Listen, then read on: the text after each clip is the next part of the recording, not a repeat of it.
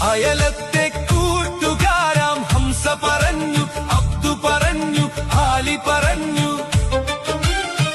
അഴകൊത്തൊരു സുന്ദരിക്ക് ഞാൻ പ്രാണനാണെന്ന്.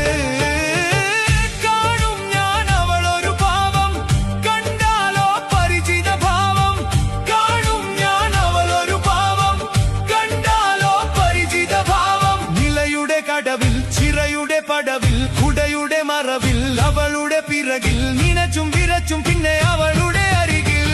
ഈ പ്രേമം എന്തൊരലാക്കാണ്.